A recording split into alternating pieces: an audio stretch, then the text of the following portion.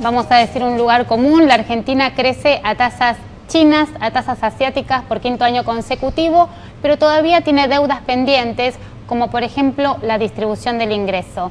Para ayudarnos a pensar qué está pasando en la estructura económica de la Argentina, estamos con Martín Urest, economista, analista económico, más que economista, y también legislador porteño. Gracias por venir, Martín.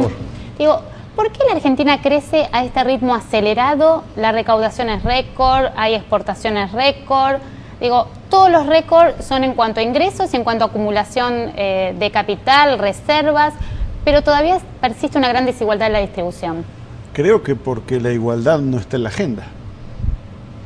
Esto es lo más terrible de decir, pero efectivamente la Argentina hoy está con niveles efectivamente récord de reservas internacionales, con lo cual tiene para financiar políticas públicas activas, tiene un superávit fiscal muy consistente de 3,5 puntos del producto, surgido de condiciones internacionales muy favorables, y tiene un récord también poco analizado pero muy efectivo, que es durante este periodo en el que más se han emitido subsidios al capital más concentrado de la Argentina.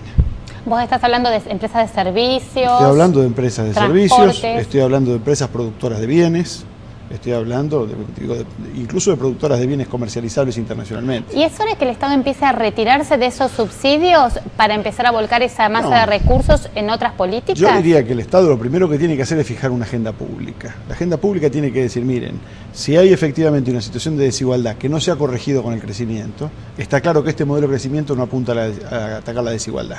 Y en ese contexto construyamos una. La primera agenda que tiene que decir, aquellos sectores que todavía no participan del mercado de trabajo, hay que atenderlos prioritariamente y ponerlos en condición de igualdad con otros. ¿Quiénes son? Los niños y los ancianos. Unos no llegaron al mercado de trabajo y los otros se fueron. Bueno, en eso muchos sectores de la oposición, tanto de los sectores sindicales como la CTA o la coalición cívica, han coincidido en plantear algunas políticas de ingresos universales para niños y para adultos. Políticas que son ampliamente autofinanciables y que no forman parte de la agenda. ¿Y que han mostrado ser efectivas en otros lugares? Han mostrado ser efectivísimas. Y aparte hay una cosa que es cierta, uno no puede culpar a un niño porque el padre sea un trabajador en negro. El colectivo más grande de trabajadores de la Argentina son los trabajadores en negro. Porque son más que los trabajadores del sector privado y más que los trabajadores del Estado. Ese colectivo, los niños correspondientes a ese colectivo de trabajadores, no tienen asignaciones familiares. Bueno, esto aparte se va agudizando con el avance, la evolución de los precios, sobre todo de canasta básica, y esta inflación que uno nunca termina de creer qué es lo que pasa con el INDEC, y no puede tener, digo, más allá de la sensación del bolsillo, cuál es la inflación real en la Argentina. Yo diría que claramente la inflación real de la Argentina es muy superior a la que está en este momento reconociendo el INDEC. Aquí hay una cuenta muy sencilla. Uno no puede tener un incremento de la recaudación fiscal tan alto en función de este nivel de productos si no explica esa variación por una cantidad de precios muy importante, ¿verdad? Ahora, pasan dos cosas que expresan lo mal que está funcionando la sociedad argentina. Por un lado, hasta el año 2003 parecía que la única manera de reequilibrar cargas o de replantear cuestiones sustantivas era mediante una brutal devaluación, ¿verdad? Se hace la brutal devaluación y cuando los ingresos populares empiezan a recuperar su participación en el ingreso, estoy hablando del año 2006, automáticamente se activa el mecanismo inflacionario.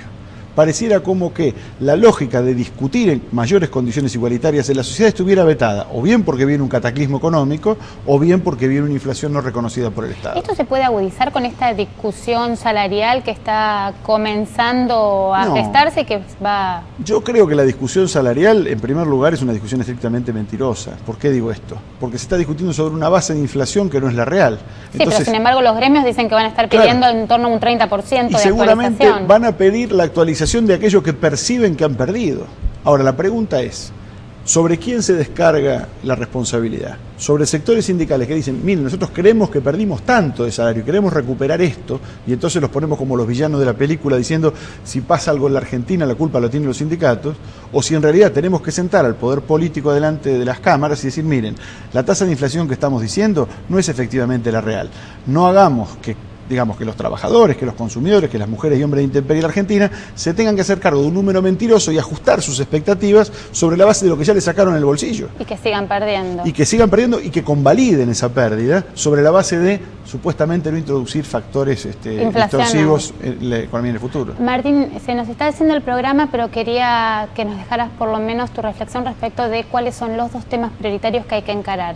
Yo creo que esencialmente dado que la economía argentina, creciendo con este set de precios relativos, va a crecer sobre lo que ya viene creciendo, que son exportaciones y niveles de consumo de los sectores más acomodados, hay que orientar un proceso de inversión que tienda a derramar sobre todo el tejido industrial una estrategia distinta. Algún día estos precios internacionales van a desaparecer, algún día estas condiciones de consumo de los sectores en shopping no se van a poder reproducir y nos vamos a quedar con el mismo país que tenemos pero sin industria, porque la industria no ha crecido en densidad, ha crecido en volumen, en cantidad, en espacio, pero no ha crecido en densidad. Y la otra cuestión que me parece estratégica es abordar en serio una agenda de políticas públicas tendientes a reducir los niveles de desigualdad. Está demostrado, creo que ya con creces, que la desigualdad es un lastre para el crecimiento. Un país igualitario crece mucho mejor que un país que no es igualitario. Y en ese contexto, más temprano o más tarde, esa discusión va a haber que abordarla. Martín, gracias por haber estado hoy con nosotros. Nos vamos, termina acá en nuestra emisión de hoy de Asteriscos con José Calero de vacaciones. Lo acompañamos con información política.